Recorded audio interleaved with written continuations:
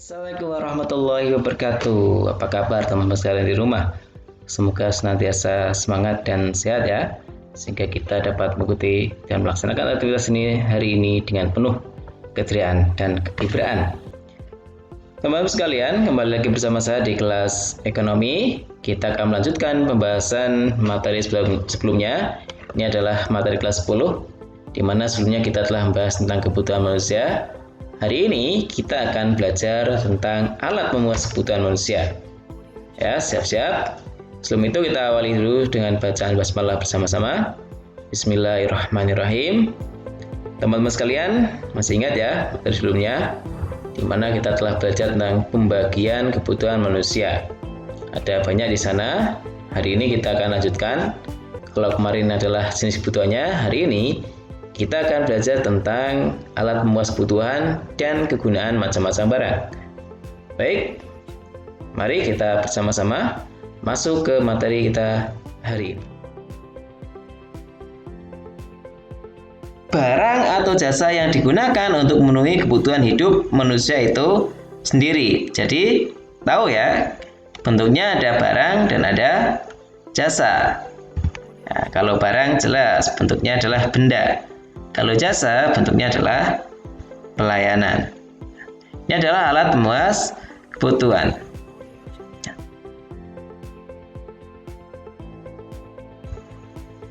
Teman-teman sekalian, jenis alat pemuas kebutuhan dapat dibagi menjadi bagaimana kita memperolehnya, bagaimana penggunaannya, dan bagaimana prosesnya.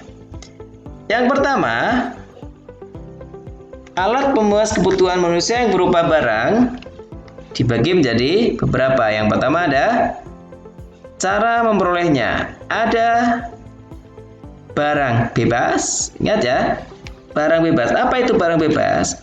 Barang bebas adalah barang yang diperoleh tidak memerlukan pengorbanan di dalam memperolehnya. Ya, contohnya apa? Contohnya adalah udara yang ada di alam ini, oksigen yang kita hirup setiap hari, kemudian air yang ada di alam. Ya, itu adalah barang bebas.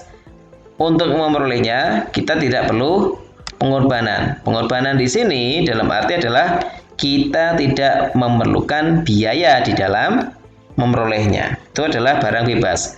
Yang kedua, ada barang ekonomi. Barang ekonomi adalah barang yang jika kita ingin memperolehnya memerlukan pengorbanan. Jadi harus mengeluarkan biaya. Ya, contohnya apa? Contohnya pakaian yang kita gunakan. Makanan yang kita makan adalah barang-barang ekonomi. Karena untuk memperolehnya kita harus mengeluarkan biaya atau tenaga dan sebagainya. Yang ketiga ada barang ilit. Ya. Barang yang jika berlebihan itu akan menimbulkan masalah, gitu ya. Justru akan berbahaya ketika terlalu berlebihan. Contohnya apa? Air itu kalau terlalu banyak juga akan berbahaya. Ya, jadi banjir itu ada namanya barang ilit, air yang berlebihan, ya. Kemudian ada api. Api kalau besar itu juga berbahaya karena akan menimbulkan kebakaran. Itu namanya barang ilit. Jika berlebihan maka akan menimbulkan permasalahan. Kemudian yang kedua ada disebut dengan barang menurut pemakaiannya. Ada barang komplementer. Barang komplementer adalah barang yang akan lebih bermanfaat jika digunakan secara bersama-sama. Contohnya motor dengan bahan bakarnya. Karena kalau motor nggak ada bahan bakarnya maka tidak akan bisa berjalan. Kopi dengan gula, ya, itu kan lebih enak rasanya. Yang kedua ada disebut dengan barang substitusi. Barang yang saling menggantikan antara satu dengan yang lainnya. Beras itu bisa diganti dengan jagung. Pensil bisa diganti dengan pulpen. Nah, itu adalah barang yang saling menggantikan. Jadi, jika satu nggak bisa, maka kita bisa menggunakan yang lain. Yang berikutnya ada barang menurut pengerjaannya. Ada barang mentah. Jadi barang mentah adalah bahan baku yang perlu diolah untuk bisa digunakan. Kapas adalah barang mentah. Kayu adalah barang mentah. Karena untuk supaya bisa digunakan, maka harus melalui proses selanjutnya. Itu adalah barang mentah atau bahan baku. Kemudian yang kedua ada barang setengah jadi. Ya, ini sudah bisa digunakan, tetapi barang setengah jadi adalah bahan baku untuk diproses kembali. Jadi kalau misalnya kita punya beras, ya ingin bikin roti, maka beras itu harus sebagai barang mentahnya. Kemudian beras itu diolah menjadi tepung, maka tepung itu menjadi barang setengah jadi.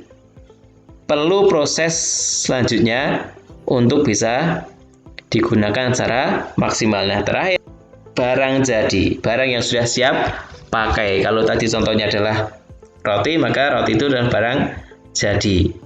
Yang berikutnya ada barang menurut bentuk dan sifatnya. Ada barang tetap. Nah, selanjutnya ada barang menurut bentuk dan sifatnya. Ada barang tetap. Ini adalah barang yang bentuknya tetap, tidak berubah.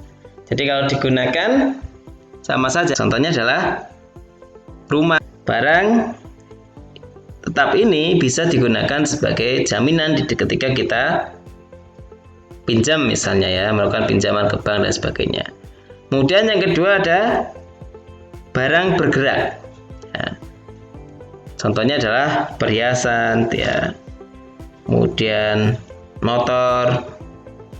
Itu adalah barang-barang bergerak. Ya, kalau sebagai jaminan ini biasanya adalah jaminan jangka pendek, ya. Ini adalah barang-barang bergerak, ini adalah barang-barang yang cara wujud fisiknya tetap, gitu ya. Tetapi dapat dipindah-pindah. Perhiasan itu bisa dipindahkan kemana-mana. Kalau barang tetap tadi wujudnya ya tetap juga, fisik masih tetap, tetapi tidak bisa dipindah-pindahkan. Nah, itu yang membedakan antara barang tetap dan barang bergerak. Ada beberapa kegunaan barang. Yang pertama adalah kegunaan bentuk atau form utility. Kegunaan bentuk adalah peningkatan gunaan dari suatu benda yang disebabkan oleh perubahan bentuknya. Jadi barang ini akan lebih bermanfaat jika diubah bentuknya dari bentuk awalnya. Nah, contohnya adalah kita kayu nih, gelondongan. Ini sudah berguna kalau untuk kayu bakar. Tetapi akan lebih bermanfaat jika kayu itu dibuat menjadi lemari. Kayu itu dibuat menjadi kursi meja, menjadi centong, kemudian menjadi karya seni misalnya, dan sebagainya. Ini akan lebih bermanfaat. Ini adalah kegunaan bentuknya. Benda atau barang akan lebih bermanfaat jika diubah dari bentuk semula menjadi bentuk yang lainnya. Kemudian yang kedua ada kegunaan tempatnya, place utility. Ini adalah barang akan lebih berguna jika dipindahkan dari suatu tempat ke tempat yang lain. Contohnya pasir, ya. Pasir di pantai sudah bermanfaat, ya, untuk berjemur dan sebagainya. Tetapi akan lebih bermanfaat jika pasir itu dipindahkan ke tempat di mana ada pembangunan.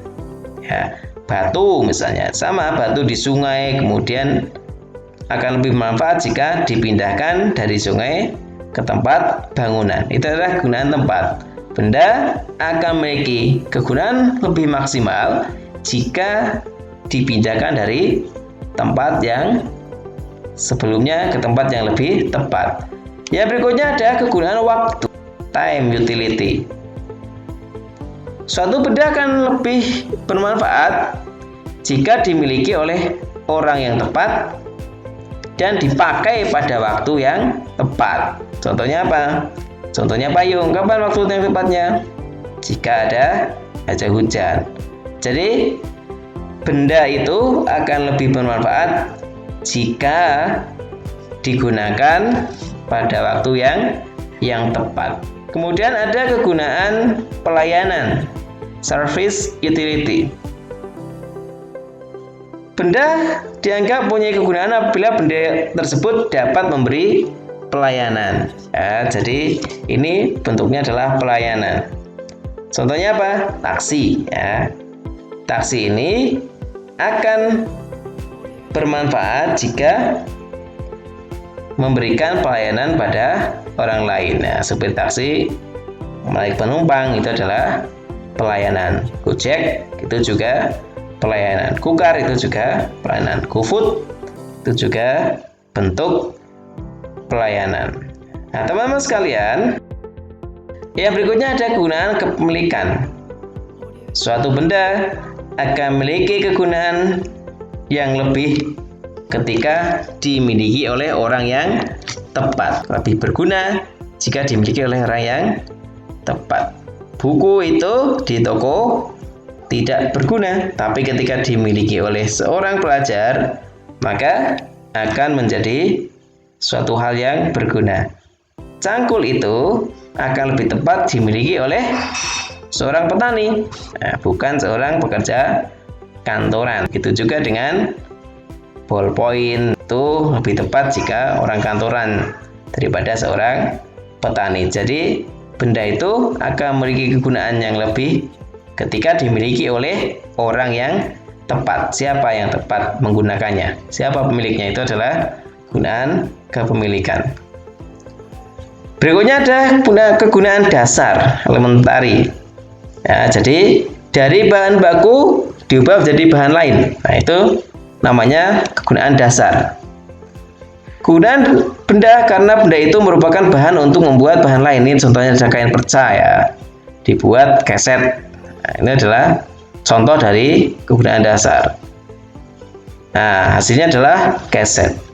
Diproses. Jadi awalnya hanya kain perca ya, diubah menjadi keset. Atau ada benda lain, ini benang. Benang nah, diubah menjadi apa? Kalian bisa tahu ya, ini adalah bahan dasarnya adalah benang. Atau sampah plastik dan sebagainya diubah ke bentuk yang lain. Nah, itu tadi adalah pembahasan materi kita hari ini tentang alat pemeras kebutuhan manusia dan kegunaan barang. Semoga dapat memberikan kebermanfaatan untuk kita semua, sehingga apa yang kita pelajari dapat diterapkan dalam kehidupan kita sehari-hari. Teman-teman sekalian, silakan nanti dipelajari materi-materi yang telah kita sampaikan. Kita berjumpa kembali di kelas ekonomi berikutnya.